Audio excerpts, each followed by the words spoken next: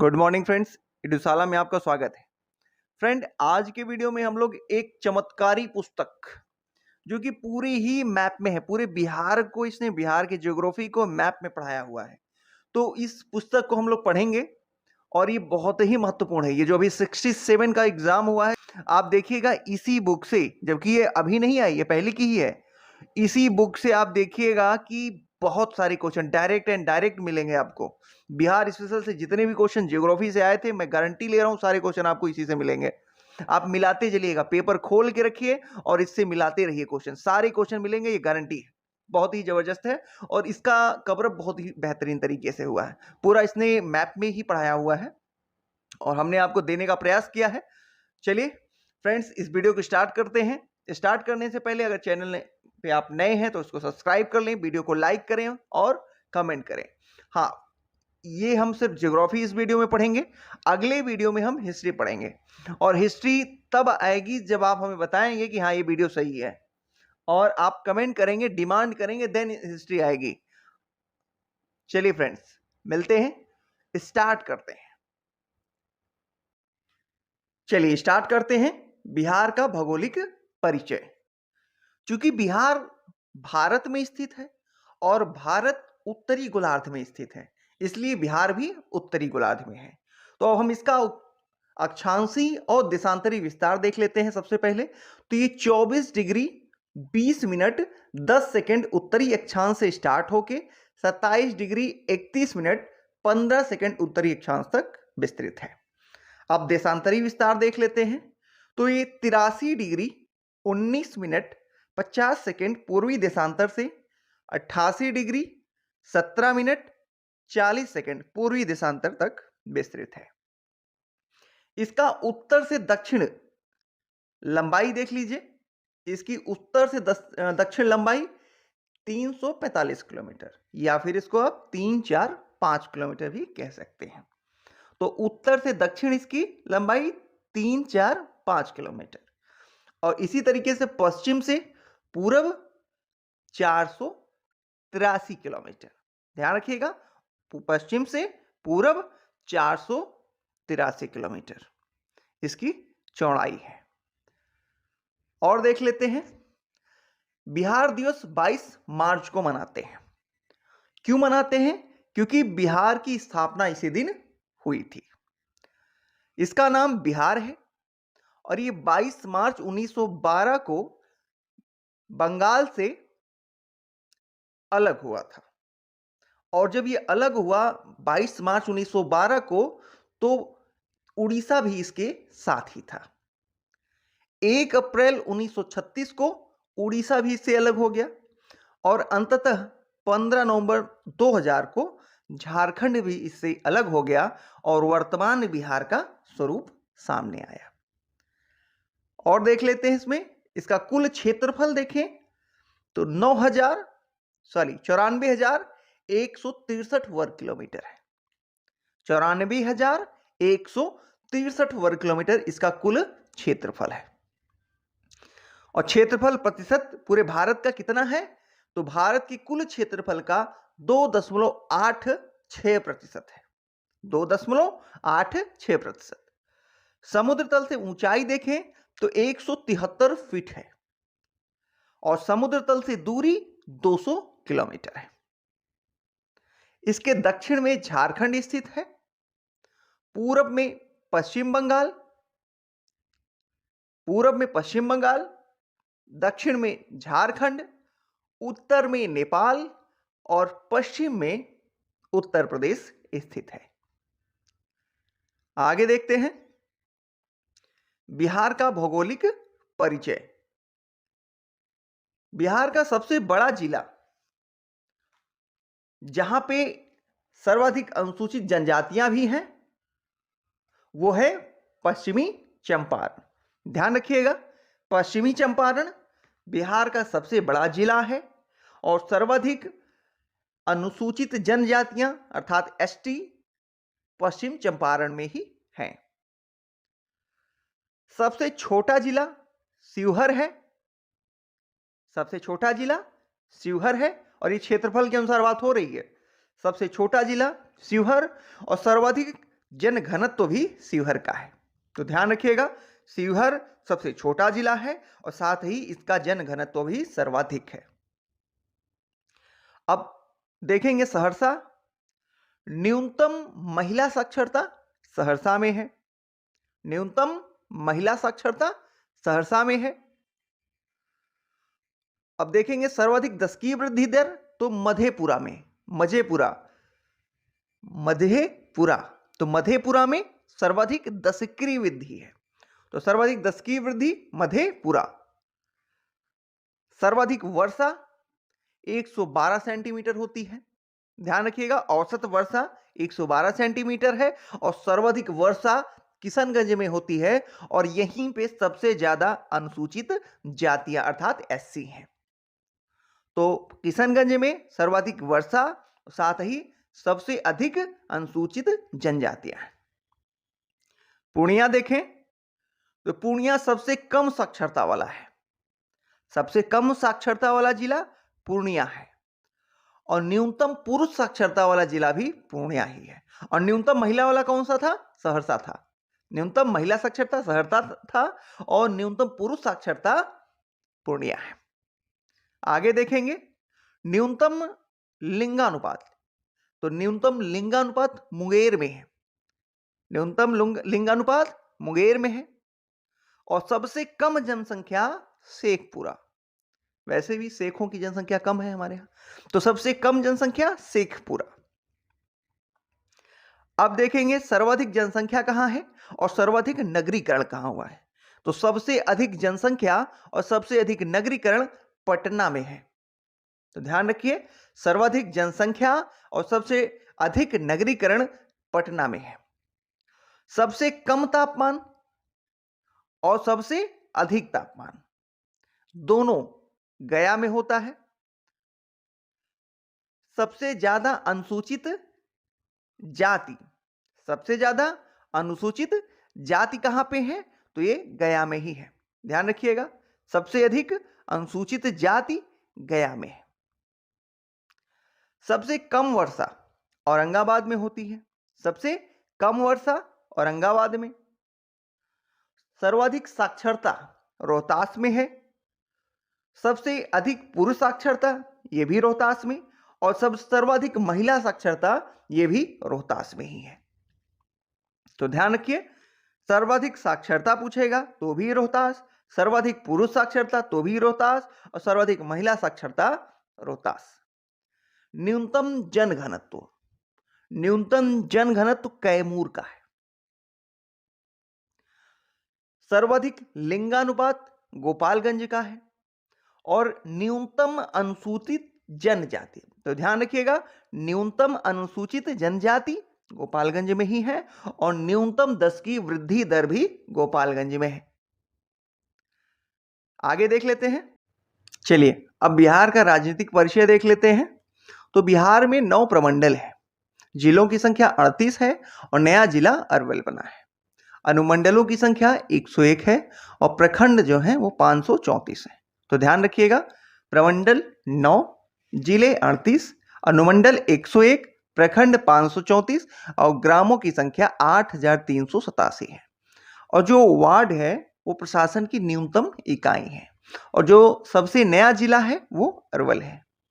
अब देखेंगे हम लोग कि बिहार में जनसंख्या कितनी है। तो बिहार में 10,40,99,452, याद कर लीजिए, एकदम एग्जैक्ट फिगर याद कर लीजिए, 10,40,99,452। मेरे साथ बोलिए, 10,40,99,452, 10,40,99,452, रट लीजिए एकदम। और जनसंख्या प्रतिशत देखें ना, तो देश की कुल जनसंख्या का 8.6% जनसंख्या बिहार में निवास करती है और ये देश में तीसरे स्थान पे है जनसंख्या के दृष्टि से। और लिंगानुपात बिहार का देखें तो 918 है। बिहार का लिंगानुपात 918 है। लिंगानुपात शिशु की दृष्टि से देखें तो शिशु लिंगानुपात 935 है। ध्यान रखिएगा, बिहार में ओवरऑल लिंगानुपात 918 और शिशु लिंगानुपात 935 है। दशकीय वृद्धि देखें तो 25.4%, दशकीय वृद्धि 25.4%। और जनसंख्या घनत्व तो देखेंगे तो 1106 है। जनसंख्या घनत्व 1106 है और देश में जनसंख्या घनत्व के मामले में बिहार पहले स्थान पे है। ठीक है। और साक्षरता दर देख ले तो बिहार में कुल साक्षरता 61.8% है। 61.8%। तो आप ऐसे इसको करिएगा कि 61.8 बीच में रख दीजिए और एक साइड कम कर दीजिए 10, यहां 51 कर दीजिए और यहां पे आप 71 कर दीजिए। अब ऐसे याद रखिएगा कि बीच में 61 है और 51 महिलाओं और पुरुष 71। तो कुल साक्षरता 61.8 और महिला साक्षरता 51.5 और पुरुष साक्षरता 71.2। तो ध्यान रखिए कुल साक्षरता दर 61.8, पुरुष साक्षरता दर 71.2, महिला साक्षरता 51.5 है। लोकसभा में 40 सीटें हैं बिहार को। राज्यसभा में कुल 16 सीटें मिली हैं। लोकसभा में बिहार के पास 40 सीटें हैं और राज्यसभा में 16 सीटें हैं। विधानसभा में बिहार की कुल 243 सीटें हैं और विधान परिषद की 75। विधानसभा की 243, विधान परिषद की 75। और ध्यान रखिएगा ये जो विधानसभा है वो द्विसदनात्मक है। आगे देख लेते हैं बिहार के वन्य जीव अभ्यारण्य। तो यहां पे हम लोग जिले वाइज देखेंगे तो सबसे पहले पश्चिमी चंपारण देखते हैं। तो पश्चिमी चंपारण में एकमात्र राष्ट्रीय उद्यान है जिसका नाम है वाल्मीकि नगर राष्ट्रीय उद्यान। तो ध्यान रखिएगा बिहार में एकमात्र राष्ट्रीय उद्यान वाल्मीकि नगर राष्ट्रीय उद्यान है और यहीं पे उदयपुर वन्यजीव अभ्यारण्य भी है। यहीं पे उदयपुर वन्यजीव अभ्यारण्य भी है। आगे देखेंगे हम लोग बेगूसराय में कांवर झील पक्षी अभ्यारण्य है। तो कांवर झील पक्षी अभ्यारण्य कहां हो गया? बेगूसराय।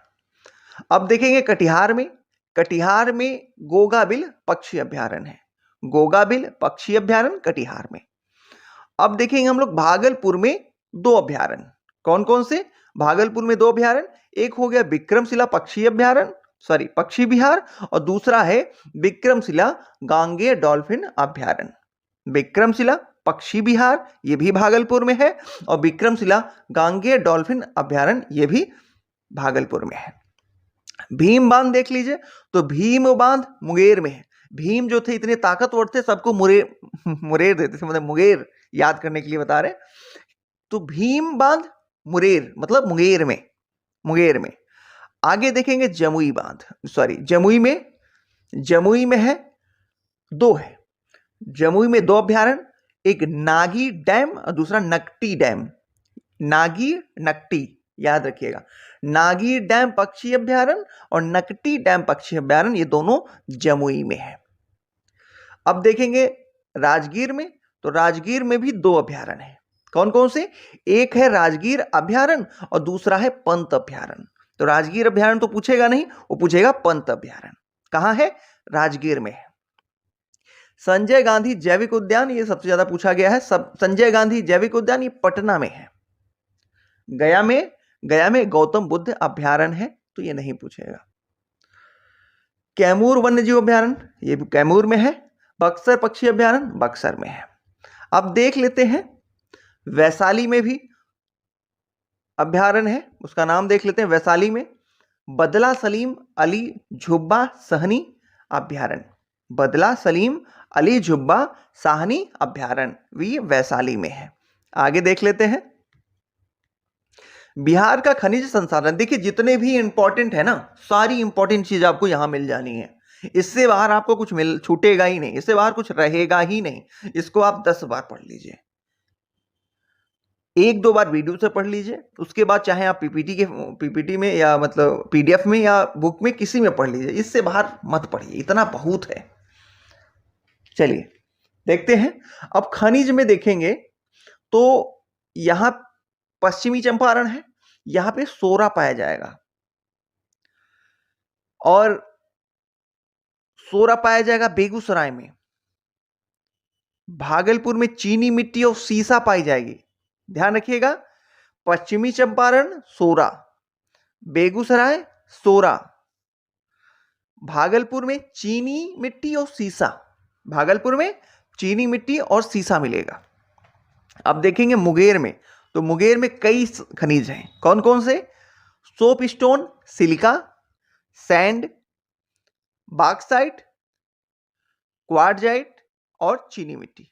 ध्यान रखिएगा, soap stone, silica sand, bauxite, quartz और चीनी मिट्टी ये मुंगेर में पाए जाएंगे। ठीक है, तो बॉक्साइट और चीनी मिट्टी जरूर ध्यान रखिएगा, बॉक्साइट और चीनी मिट्टी। चीनी मिट्टी भागलपुर और मुंगेर दोनों में है। मुंगेर में केवल देख लेंगे तो soap stone, silica sand, bauxite, quartz और चीनी मिट्टी। क्वार्ट्ज और फेल्सपर साथ ही सोना जमुई में पाया जाएगा। जमुई में क्वार्ट्ज पाया जाएगा, फेल्सपर पाया जाएगा और सोना पाया जाएगा। नवादा में अभ्रक पाया जाएगा। नवादा में अभ्रक पाया जाएगा। और इस बार जो बिहार का एग्जाम हुआ जिसमें कैंसिल हुआ जो कि एग्जाम, यही देखिए अभ्रक, अभ्रक ही पूछा हुआ था। तो अभ्रक दोनों जगह, नवादा और नवादा से जुड़ा हुआ गया क्षेत्र, ये दोनों में अभ्रक पाया जाएगा। और यूरेनियम और लिथियम ये गया में पाया जाएगा। तो ध्यान रखिएगा, गया में 3 खनिज, उंगलियों पे एकदम रटे होने चाहिए आपके। गया में 3 खनिज, अभ्रक, यूरेनियम और लिथियम। अभ्रक, यूरेनियम और लिथियम ये गया में। औरंगाबाद में कोयला पाया जा रहा है। ध्यान रखिएगा, कोयला और किसी भी क्षेत्र में नहीं है, औरंगाबाद में। औरंगाबाद में कोयला है। चूना पत्थर, चूना पत्थर ये कैमूर और रोहतास के क्षेत्र में मिलेगा। चूना पत्थर कैमूर और रोहतास के क्षेत्र में, और रोहतास में ढेर सारे खनिज हैं। तो चूना पत्थर, पाइराइट, डोलामाइट और गंधक। ध्यान रखिए, रोहतास में चूना पत्थर, पाइराइट, डोलामाइट और गंधक पाए जाएंगे।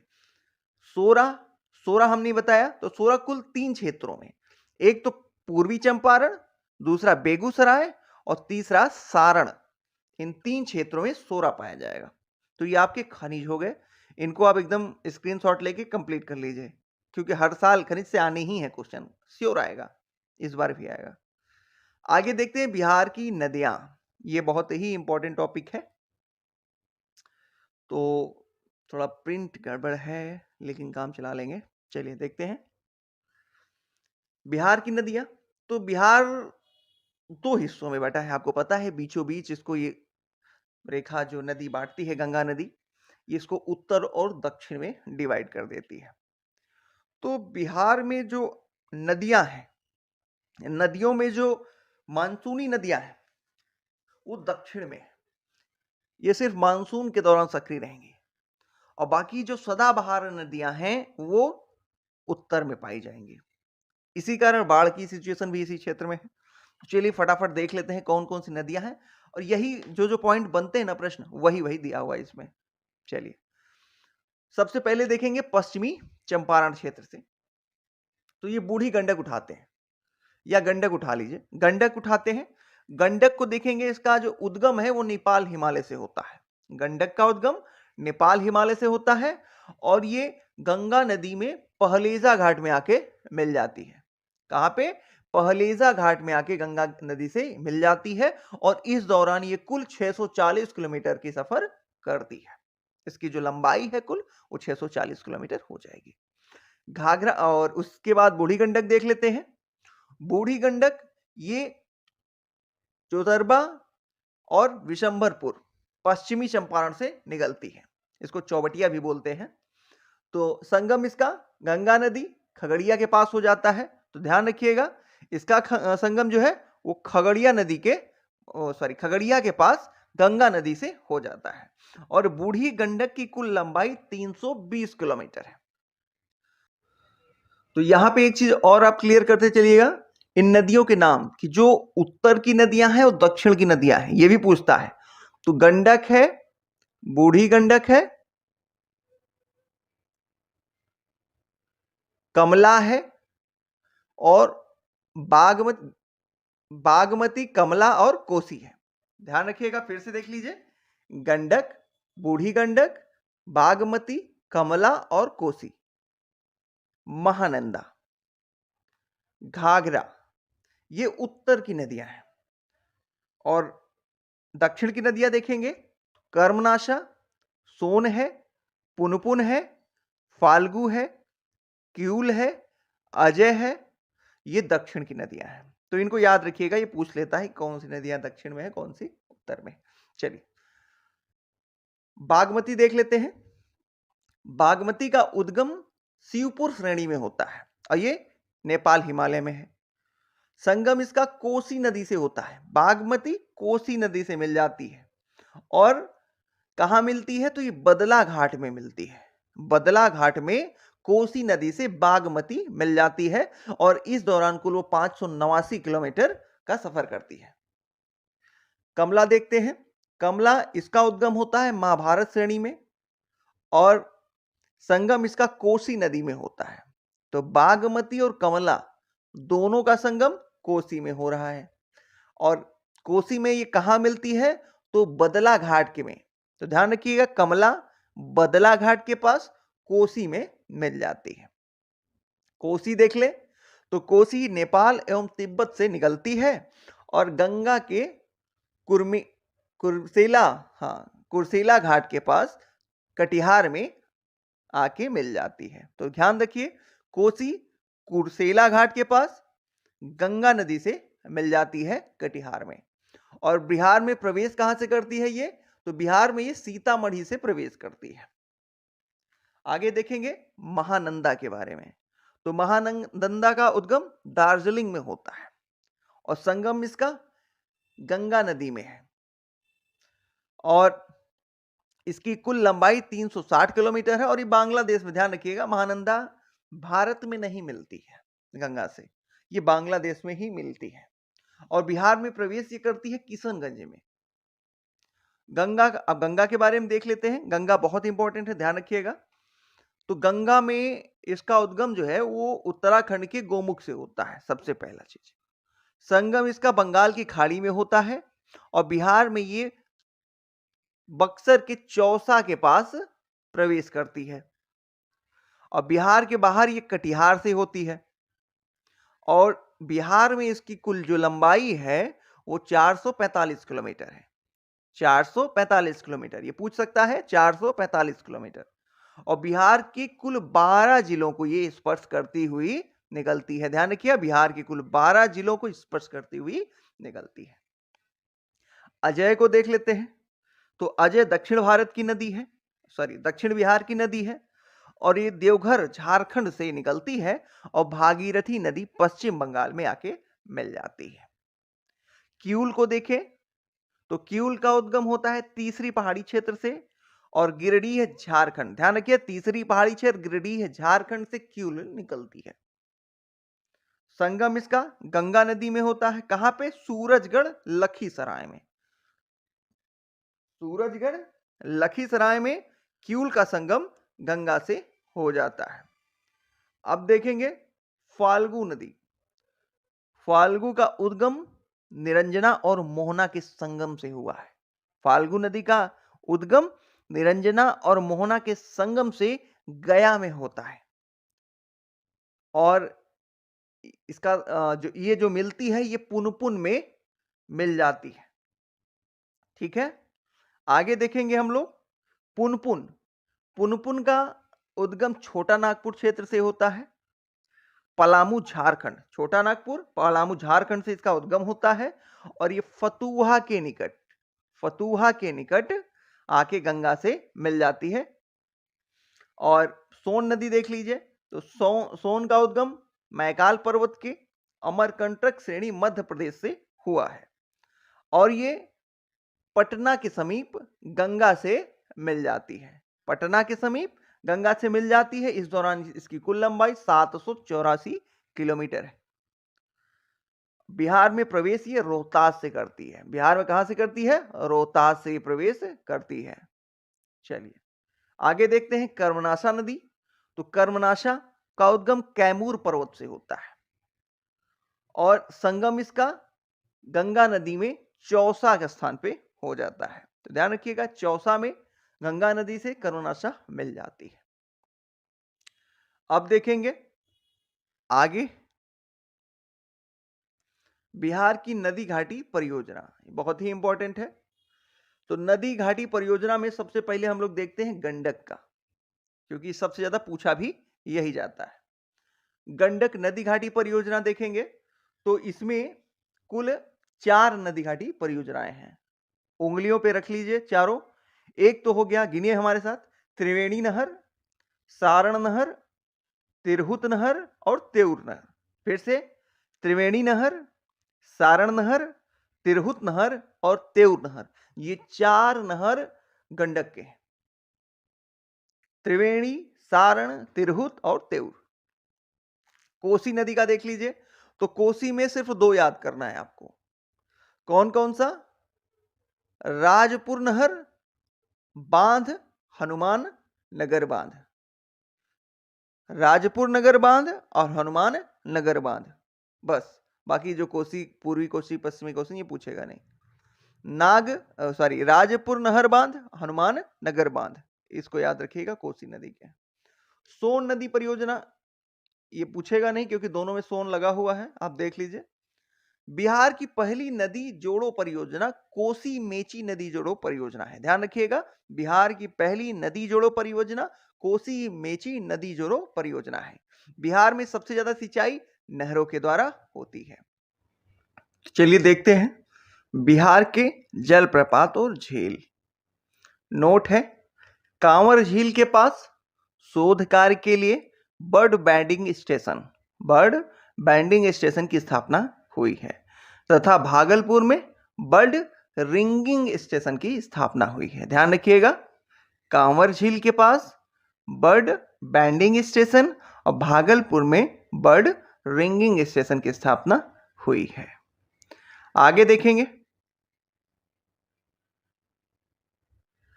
तो ये जितने भी दिए हुए हैं उसको आप देख लीजिए, लेकिन सब उतने इंपॉर्टेंट नहीं है, इसमें थोड़ा ज्यादा दिया है, कोई बात नहीं, देख लीजिए। जियारखंड ये फुलवरिया नदी पे है। रमिक कुंड, तो रामिक कुंड ये गायघाट नदी पर है। खरुआ दाह,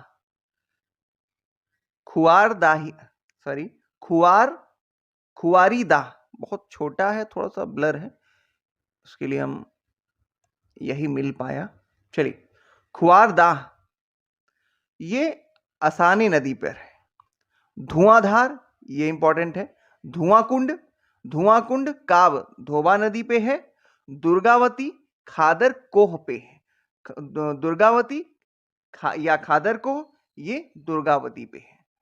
फिर से सुन लीजिए, धुआंकुंड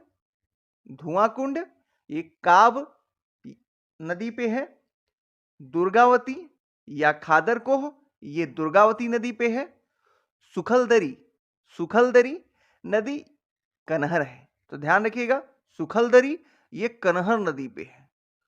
ओखारिन कुंड, तो ओखारिन कुंड गोपथ नदी पर है। ककोलत, ये इंपॉर्टेंट है, ककोलत ये कोडरमा पठार के उतरने वाले धारा से है।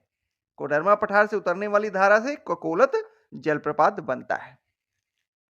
अब ध्यान रखिए, कांवर झील बेगूसराय में है और क्षेत्रफल इसका 16 वर्ग किलोमीटर है। निर्माण गंडक नदी के विसर्प पे किया गया है। निवास 106 प्रजाति के पक्षी यहां पे निवास करते हैं। एशिया की सबसे बड़ी गोखुर झील आर्द्र क्षेत्र है ये, ध्यान रखिए, एशिया की सबसे बड़ी गोखुर झील आर्द्र क्षेत्र है। अब देखेंगे गोगा झील क्षेत्रफल इसका 5 वर्ग किलोमीटर है और क्षेत्र इसका मनहारी है। इस झील के आसपास कई छोटी छोटी झीलें स्थित है और ये कटिहार में है। ध्यान रखिए, गोगा झील कटिहार में। आगे देखेंगे गोखुर झील ये सिमरी बख्तियारपुर झील। गोखुर झील या सिमरी बख्तियारपुर झील, निर्माण इसका कजमुनिया, सरडिया, कमीबी, कोबरा आदि झीलों के मिलने से हुआ है। आगे देख लेते हैं, एक और है कुशेश्वर स्थान, ये भी इंपॉर्टेंट है, ध्यान रखिएगा। कुशेश्वर स्थान झील क्षेत्रफल 20 से 100 वर्ग किलोमीटर है। निर्माण इसका कमला, करेह आदि नदियों के जल एकत्रित होने से होता है। मछली उत्पादन का मुख्य केंद्र है ये, और 1972 ईस्वी में इस झील को पक्षी अभ्यारण्य घोषित किया गया था। कुशेश्वर जरूर याद रखिएगा, ककोलत जरूर याद रखिएगा, कांवर भी याद रखिएगा, गोगा। 1 2 3 4 5 बस इतने याद रखिएगा, ये बहुत इंपॉर्टेंट है। अब देखेंगे बिहार की मिट्टी। तो बिहार की मिट्टी देखेंगे हम लोग, बीच से बांट दीजिए। पर्वतीय उत्तरी क्षेत्र आप जानते ही हैं, मिट्टियों का निर्माण कैसे होता है ये भी आपको पता है। चलिए अब हम देख लेते हैं यहाँ पे कि मिट्टियों के कितने प्रकार हैं। सबसे पहले हम यहाँ पे देखेंगे कि बिहार में कितने प्रकार की मिट्टी पाई जा रही है। तो हम देखेंगे पर्वत पदीय मिट्टी। एक सेकेंड,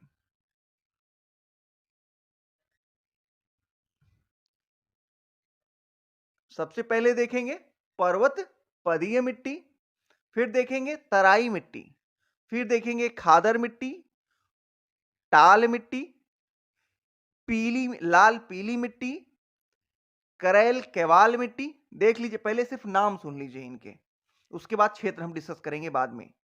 करैल केवाल मिट्टी, लाल बलुई मिट्टी और बांगर मिट्टी। तो ध्यान रखिएगा, असल में जो यहाँ पे 3 3 6 2 8 प्रकार की मिट्टियां दी हुई हैं, ये 8 प्रकार की मिट्टी होती ही नहीं। यहाँ पे ये जो मिट्टियां हैं, इनमें थोड़ी थोड़ी विशेषता के कारण ये थोड़ी अलग हो गई। जैसे ये उत्तर का क्षेत्र देखें तो यहाँ पे टोटल ये दोमट मिट्टी ही है टोटल, लेकिन इनमें थोड़ा जैसे खादर है, बांगर है, तराइन है, ये उसी के रूप है। जैसे यहाँ पर्वतपदीय है तो ये पर्वतीय क्षेत्र लेके आ रही है, तो पर्वतपदीय। ठीक है, अब देख लेते हैं, अब एक एक के नाम देख लेते हैं और उन पे डिस्कस कर लेते हैं। पर्वत पदीय मिट्टी देखेंगे तो पर्वत पदीय मिट्टी उत्तर पश्चिमी भाग में पाई जाती है। उत्तर पश्चिमी भाग में पर्वत पदीय मिट्टी पाई जाती है, और ये हिमालयन मिट्टी या कंकरीले पथरीले कम उपजाऊ मिट्टी के नाम से भी जाना जाता है। ध्यान रखिएगा, इसको कंकरीले पथरीले होते हैं ये, और ये कम उपजाऊ की भी होती है। पर्वत पदीय मिट्टी इसका नाम है, और ये पश्चिमी भाग में पाई जाती है, इसको हिमालयन मिट्टी भी कहते हैं, और यह कंकरीली और पथरीली होती है, और साथ ही ये कम उपजाऊ होती है, और ये भांवर क्षेत्र में विशेषता पाई जाती है। तराई मिट्टी देखिए, देखते चलिएगा जो लगा रहे हैं, तो ये तराई क्षेत्र है। तराई मिट्टी देखिए, तराई क्षेत्र में ये उत्तरी नेपाल के सीमावर्ती क्षेत्र में चंपारण से किशनगंज तक के पूरे क्षेत्र में पाई जा रही है। ये यहाँ पे तराई मिट्टी पाई जा रही है। अब उसके बाद देखेंगे खादर मिट्टी।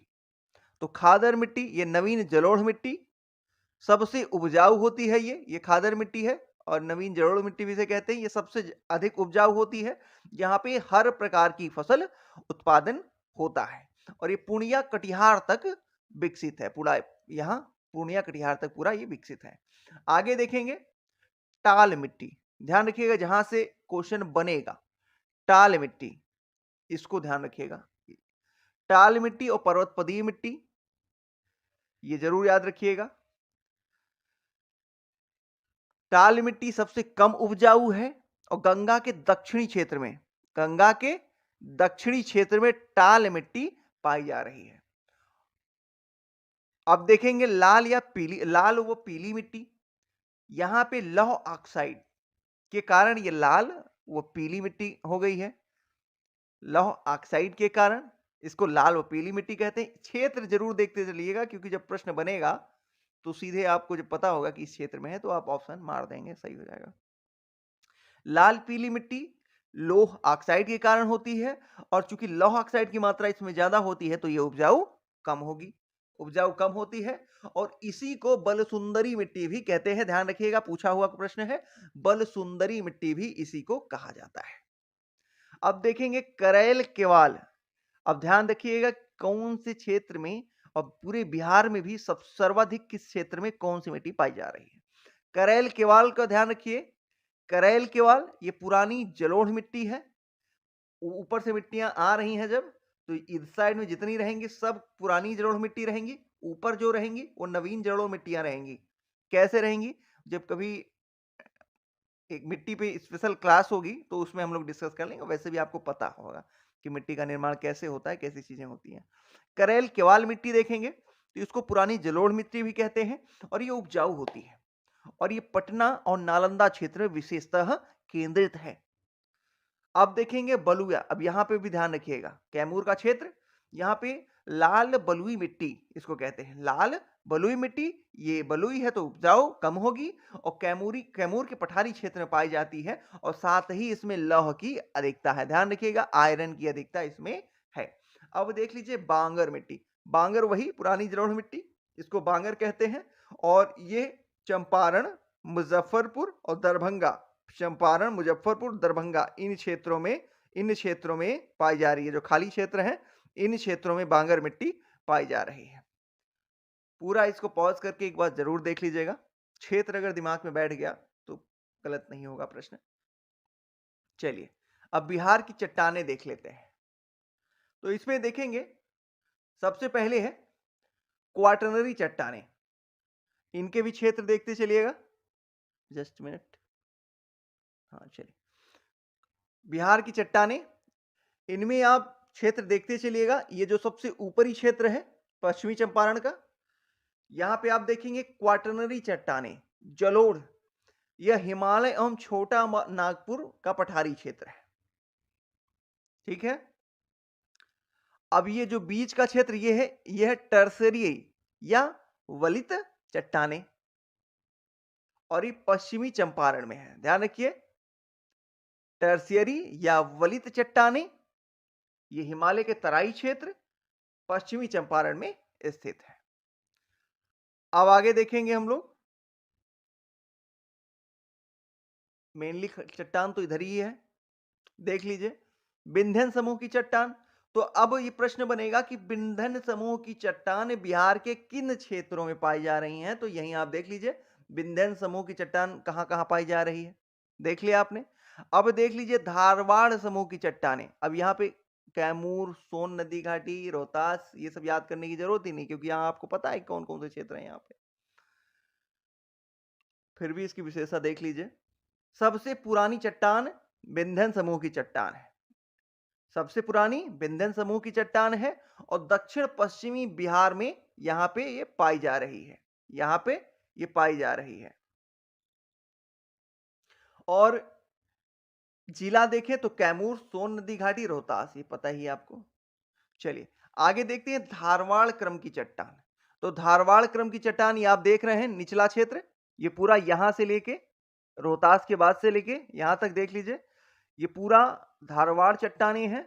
और धारवाड़ चट्टानें हैं तो यहाँ पे खनिज अधिक होंगे, सिंपल सी बात है। दक्षिण पूर्वी बिहार में पाया जाता है। जिला इसमें देखें तो मुख्यतः इसमें मुंगेर, जमुई और नवादा, मुंगेर, इस तरफ मुंगेर, जमुई और नवादा, ये नवादा का क्षेत्र। खनिज इसमें अभ्रक के निक्षेप पाए जा रहे हैं, इसमें अभ्रक के निक्षेप पाए जाते हैं। अब क्वाटरनरी चट्टानें देखिए, ये जलोढ़ चट्टानें ये हो चुका है, आगे देख लेते हैं।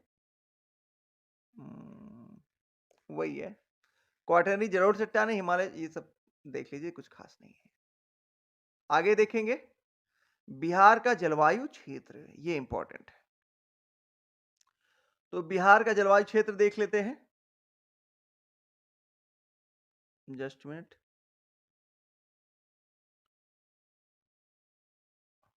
चलिए, तो बिहार का जलवायु क्षेत्र में जलवायु बिहार की कैसी है, तो उष्ण कटिबंधीय मानसूनी जलवायु है बिहार की। बिहार की जलवायु कैसी है, उष्ण कटिबंधीय मानसूनी जलवायु है और औसत वार्षिक वर्षा जो है यहाँ पे 112 सेंटीमीटर है। और इसको मुख्यतः 3 जोन में बांटा गया है और उसके बाद उसी को सेपरेट कर दिया गया ए बी में, वो हम देख लेते हैं आगे। सबसे पहले जोन ए देखेंगे। जोन 1 में, जोन 1 में CW और CW भी देखिए कैसा, कहां पे बड़ा हो रहा है कहां छोटा, ये ध्यान, कैपिटल और स्मॉल ध्यान रखिएगा। CWA उत्तर पश्चिमी जलोढ़ मैदान है और इसके अंतर्गत 13 जिले आते हैं।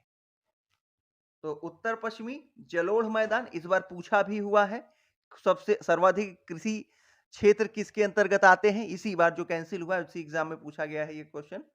तो सर्वाधिक जिले किस कृषि क्षेत्र में आते हैं आपको दिख गया होगा। और इस ये जोन 1 है, जोन 1 है, उत्तर पश्चिमी जलोढ़ मैदान, और यहाँ पे हर प्रकार की फसल पाई जाती है। चलिए आगे देखते हैं। अच्छा, एक चीज तो आपको पता है कि बिहार के पूर्वी हिस्से में बारिश ज्यादा होती है, तो वहां आर्द्र जलवायु है। पूर्वी भाग में आर्द्र जलवायु, पश्चिमी भाग में चूंकि बारिश की संख्या मात्रा पूरब की अपेक्षा कम है तो ये शुष्क जलवायु है। ठीक है। और जोन 2 देख लेते हैं। ये भी CWA टाइप की ही है, और यह भी उत्तर पूर्वी जलोढ़ मैदान भी है, और इसके अंतर्गत 8 जिले आते हैं। उत्तर पूर्वी के अंतर्गत, उत्तर पश्चिमी क्षेत्र के अंतर्गत 13 जिले, उत्तर पश्चिमी क्षेत्र के अंतर्गत 13 जिले, उत्तर पूर्वी क्षेत्र के अंतर्गत 8 जिले। ध्यान रखिएगा, यहाँ पे 8 जिले हैं। ये दिया भी हुआ है, आप जिले देख सकते हैं कौन कौन से जिले हैं। अब आगे देखेंगे जोन 3। जोन 3, जस्ट मिनट, चलिए जोन 3 A, इसको CSA दक्षिण पूर्वी जलोढ़ मैदान, दक्षिणी पूर्व जलोढ़ मैदान, और इसके अंतर्गत 6 जिले सम्मिलित हैं। आप देख सकते हैं कौन कौन से जिले हैं, 6 जिले। अब देखेंगे बिहार की जलवायु कोपेन के अनुसार CWG वर्ग के अंतर्गत आती है। अब देखेंगे CWA और CSA से प्रदर्शित किया गया है। इसी CWA को ही 2 वर्गों में कैटेगराइज कर दिया गया, जिसको एक कह दिया गया CWA और CSA। जो उत्तरी क्षेत्र है CWA हो गया, और जो दक्षिणी क्षेत्र है वो CSA हो गया। ऐसे याद रखिए, दक्षिणी क्षेत्र CSA के अंतर्गत आएगा और उत्तरी क्षेत्र CWG के अंतर्गत आएगा। और अगर ओवरऑल पूछेगा तो ओवरऑल CWG होगा। ध्यान रखिएगा, उत्तरी क्षेत्र CWA के अंतर्गत, दक्षिणी क्षेत्र CWS के अंतर्गत, और ओवरऑल पूछेगा, बिहार का पूरा पूछेगा तो CWG के अंतर्गत। अब देख लेते हैं जोन 3B।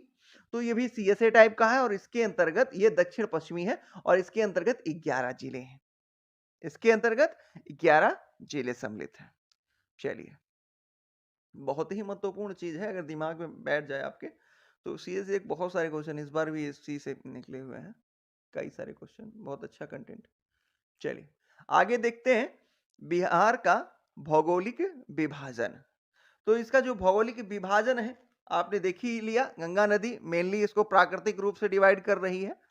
तो इसका जो मेन विभाजन है वो पर्वतीय क्षेत्र, पठारी क्षेत्र और मैदानी क्षेत्र, 3 हिस्सों में कर दीजिए इसको। तो पर्वतीय क्षेत्र के अंतर्गत ये आ जाएगा, मैदानी क्षेत्र के अंतर्गत ये आ जाएगा, और पठारी क्षेत्र के अंतर्गत ये पार्ट आ जाएगा। तो देख लिया आपने, पर्वतीय क्षेत्र के अंतर्गत ये क्षेत्र, मैदानी क्षेत्र के अंतर्गत ये क्षेत्र आ जाएगा, और पठारी क्षेत्र के अंतर्गत ये क्षेत्र आ जाएगा। अब चलिए एक एक की विशेषता देख लेते हैं। देखिए, ये सेपरेट एक वीडियो हो अलग से जो भौगोलिक विभाजन पे बनाया जाए तो उसको थोड़ा डिटेल में समझाया जा सकता है। अब यहाँ कम टाइम में हमको सब पढ़ाना है, और उसी में अगर ज्यादा डिटेल में चले जाए तो आप भी बोर होंगे, और दूसरी चीज है कि इतना टाइम भी नहीं होगा। उत्तर पर्वतीय भाग, अब देखेंगे सबसे पहले पर्वतीय भाग में, उत्तर पर्वतीय भाग। उत्तर पर्वतीय भाग में ये शिवालिक श्रेणी का क्षेत्र है, शिवालिक हिमालय श्रेणी का क्षेत्र है, और कुल क्षेत्र ये 932 किलोमीटर है। और इसको जो विभाजित किया गया तो इसको 3 भागों में विभाजित किया गया। कौन कौन से? तो कहा गया पहला ये रामनगर दून है, पहला क्षेत्र रामनगर दून है, ऊपरी क्षेत्र रामनगर दून हो गया, और इसकी जो चौड़ाई है वो 6 से 8 किलोमीटर है। इस क्षेत्र की चौड़ाई जो है वो 6 से 8 किलोमीटर है। और कहा गया दूसरा हिस्सा, तो कहा गया ये दूसरा हिस्सा दून घाटी है, दून घाटी, और इसको बोलेंगे रामनगर दून और सोमेश्वर घाटी के बीच। ये देखिए, ये सोमेश्वर घाटी है और ये रामनगर दून है। ये सोमेश्वर घाटी और ये रामनगर दून, इनके मध्य स्थित है ये दून घाटी दूसरा। अब तीसरा देखेंगे सोमेश्वर की पहाड़ियां। तो सोमेश्वर की पहाड़ियां जो है ये त्रिवेणी नहर का उद्गम यहीं से होता है। ध्यान रखिएगा, त्रिवेणी नहर का उद्गम यहीं सोमेश्वर की पहाड़ियों से ही होता है। और इस सोमेश्वर की पहाड़ी की चोटी जो है वो सबसे ऊंची चोटी 874 मीटर है। अब देखेंगे मैदानी भाग। मैदानी भाग की विशेषता क्या है? तो मैदानी भाग, ये मध्य गंगा का मैदान ये 95% है। बिहार का 95% क्षेत्र जो है वो मैदानी भाग के अंतर्गत आता है। और मैदानी भाग को पुनः दो भागों में बांट दिया गया। एक कहा गया उत्तरी मैदान है, दूसरा कहा गया दक्षिणी मैदान है। तो उत्तरी मैदान और दक्षिणी मैदान, अब ध्यान रखिए दोनों की विशेषता भी अलग है। अब देखिए यहां पे आपको दिख रहा है ढाल, तो ये जस्ट मिनट, तो ये ढाल आप देख रहे हैं, ये बीचों बीच उठा हुआ, देख रहे हैं ये दोनों तरफ से ढाल, ये ऐसे इसे जस्ट सेकेंड, क्या, चलिए दोनों तरफ से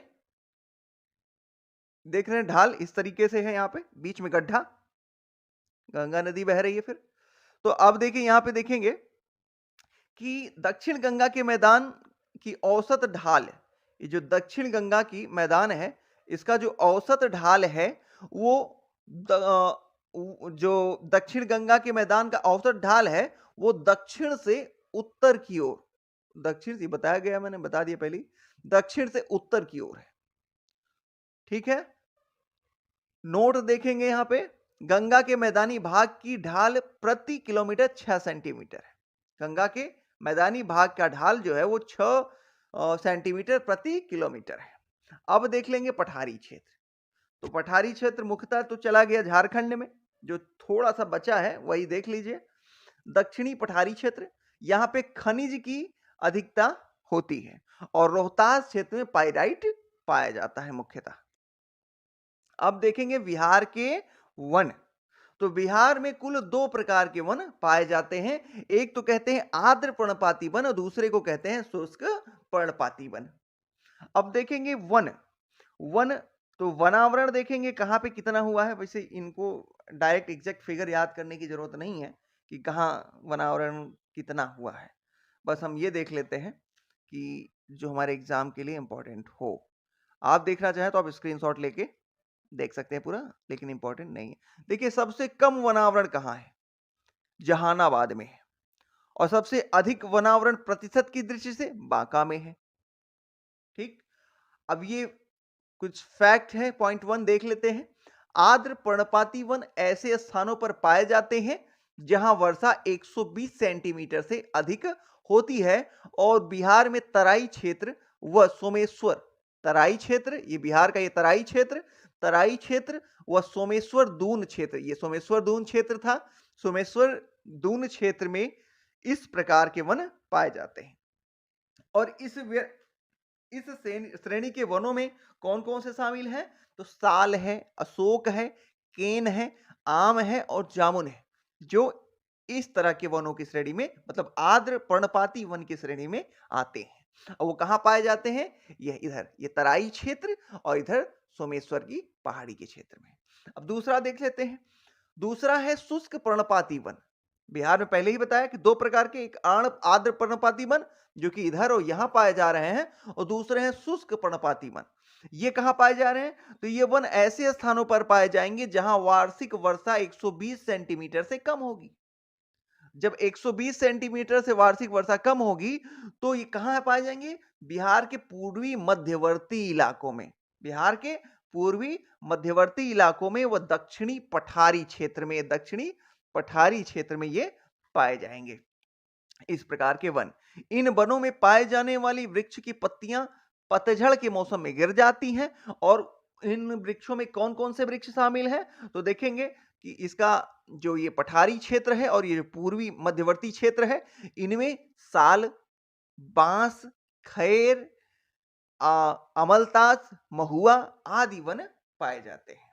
ठीक है, और ध्यान रखिएगा भारतीय वन नियम 1952 में 33% वन की अनुशंसा की गई है कि किसी भी राज्य में 33% वन होना चाहिए। चलिए अब हो गया, और कुछ तो है नहीं, चलिए आगे देखते हैं। भारत की, बिहार की कृषि। तो बिहार की कृषि, चलिए एक नजर मार लेते हैं, वैसे कुछ खास है नहीं लेकिन देख लीजिए। दाल, दाल जो है, दाल बिहार में दाल में हर प्रकार की दाल होती है, जिसमें मूंग है, अरहर है, मटर है, खेसारी है, सब होती है। वो खेसारी वो गाने वाले नहीं है, ये दाल है। खेसारी सब होती है। और ये मुख्यतः पटना, दाल जो है मुख्यतः पटना, भोजपुर, औरंगाबाद और नालंदा के क्षेत्र में पाई जाएगी। गेहूं देखेंगे, गेहूं ये औसतन उत्पादन इसका 4 से 5 मीट्रिक या मिलियन टन है। दूध का उत्पादन देखेंगे तो 4 मिलियन या मीट्रिक टन है। नालंदा डेयरी 2013 में खुली, पूर्वी भारत की सबसे बड़ा डेयरी है ये नालंदा डेयरी। आप सब्जी देखें तो देश का 9.8 मतलब तीसरे स्थान पर देश के सब्जी के उत्पादन में बिहार है। और 11% क्षेत्र पर सकल बुआई होती है। फूल गोभी हाजीपुर वैशाली में पाई जाती है। सबसे अधिक फूल गोभी हाजीपुर वैशाली में। प्रमुख सब्जी देखें तो आलू, टमाटर, प्याज, फूल गोभी, बैगन है। प्रमुख जिले वैशाली, मुजफ्फरपुर, पश्चिमी चंपारण, पूर्वी चंपारण, कटिहार और बेगूसराय है। फल, अच्छा देखिए ये पूछेगा नहीं, ये फालतू का यहाँ पे दिया हुआ है, इसको आप स्क्रीनशॉट लेके एक बार देखना चाहे तो आप देख सकते हैं, अदरवाइज ये पूछेगा नहीं। इसको हम स्किप करते हैं, आगे देखते हैं। आप देख लीजिए, अगर आप चाहते हैं इसको तो स्क्रीनशॉट लेके पढ़ सकते हैं। अब देखेंगे बिहार में उद्योग, ये इंपॉर्टेंट है। अब बिहार में उद्योग की चर्चा करें, जिसकी बहुत ज्यादा जरूरत है बिहार में, क्योंकि उद्योग तो सारे चले गए, खनिज सारे चले गए उसके। बिहार के झारखंड में जनसंख्या यहां रह गई। अब देखेंगे प्लाईवुड कारखाना। प्लाईवुड कारखाना वैशाली हाजीपुर में है। समस्तीपुर और दरभंगा में कागज उद्योग है। ध्यान रखिएगा, समस्तीपुर और दरभंगा में कागज उद्योग, प्लाईवुड उद्योग वैशाली हाजीपुर में। ठीक। अब देखेंगे बरौनी। बरौनी किस लिए फेमस है? थर्मल पावर स्टेशन और केंद्रीय उर्वरक के लिए। ध्यान रखिए, Barauni, Barauni thermal power station और उर्वरक उद्योग के लिए फेमस है। ये दोनों केंद्रीय संस्थान है, थर्मल पावर स्टेशन और उर्वरक उद्योग, दोनों बरौनी में पाए जाएंगे। जूट देखें तो जूट पूर्वी क्षेत्र में बारिश ज्यादा होती चाहिए इसको, तो ये कटिहार क्षेत्र में पाया जाएगा। कटिहार में जूट और दिया सलाई उद्योग विकसित होगा। ध्यान रखिए, कटिहार में जूट और दिया सलाई उद्योग विकसित रहेगा। आगे देखेंगे बंदूक और सिगरेट। किसी को मुरेरना है तो आपके पास क्या होना चाहिए? बंदूक और सिगरेट। सिगरेट से भी आग निकल रही है, तो बंदूक और सिगरेट ये दोनों मुंगेर में पाए जाएंगे। कटिहार में जूट और दिया सलाई, और मुंगेर में बंदूक और सिगरेट। भागलपुर में रेशम उद्योग। भागलपुर में रेशम उद्योग। भागलपुर रेशम उद्योग। ऐसा रेशम का कपड़ा पहनिए ना कि हाथ रखते ही भाग जाए एकदम सर्र से। तो भागलपुर रेशम उद्योग। याद करने के लिए कुछ छोटी छोटी ऐसे ट्रिक होती हैं। अब देखते हैं, भागलपुर हो गया रेशम उद्योग। अब लखीसराय, लखीसराय में सिंदूर उद्योग। पटना मोकामा में, यहां पे हम देखेंगे, एक सेकेंड, भारत बैंगन and engineering company limited. Patna Mokama Bharat बैंगन इंजीनियरिंग कंपनी लिमिटेड। और चमड़ा या जूता उद्योग। ध्यान रखिएगा, चमड़ा उद्योग या जूता उद्योग, साथ ही भारत बैंगन एवं इंजीनियरिंग कंपनी लिमिटेड, ये मोकामा पटना में है। और पटना में ही पटाखा उद्योग। पटाखा कहां है मिलती हैं याद करने के लिए, पटाखा सबसे ज्यादा पटना में ही है। तो पटाखा उद्योग पटना में। Bihar state scooters limited Fatuha Patna. Dairy उद्योग पटना। तो ध्यान रखिएगा, Bihar state scooters limited Fatuha Patna, dairy उद्योग पटना, और पटाखा उद्योग पटना। ठीक है। आगे देखेंगे सूती वस्त्र। औरंगाबाद। औरंगाबाद में सूती वस्त्र। औरंगाबाद में सूती वस्त्र। रोहतास में और कैमूर क्षेत्र, ये दोनों में ले लीजिए तो सीमेंट उद्योग। सीमेंट उद्योग, खास तौर से मेनली इसको कैमूर क्षेत्र लेंगे, लेकिन इसको रोहतास में के अंतर्गत भी शामिल किया जा सकता है। इसी के साथ हमारा बिहार का भूगोल कंप्लीट होता है।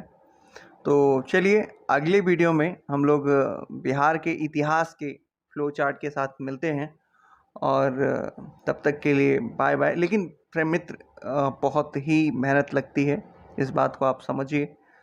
हम बहुत ही अपेक्षाओं के साथ वीडियो रिकॉर्ड करते हैं, और आप जब उस पर कमेंट नहीं करते, लाइक नहीं करते, शेयर नहीं करते, तो हम डीमोटिवेट होते हैं। और जब हम डीमोटिवेट होते हैं तो कहीं ना कहीं से आपका भी ये नुकसान होता है, क्योंकि जो कंटेंट हम लाने वाले होते हैं वो हम ला नहीं पाते हैं। आपसे गुजारिश है, रिक्वेस्ट है, प्रार्थना है कि आप चैनल को शेयर करें, वीडियो को लाइक करें, कमेंट करें। चलिए फ्रेंड्स, अगले वीडियो में बिहार के इतिहास से मिलते हैं।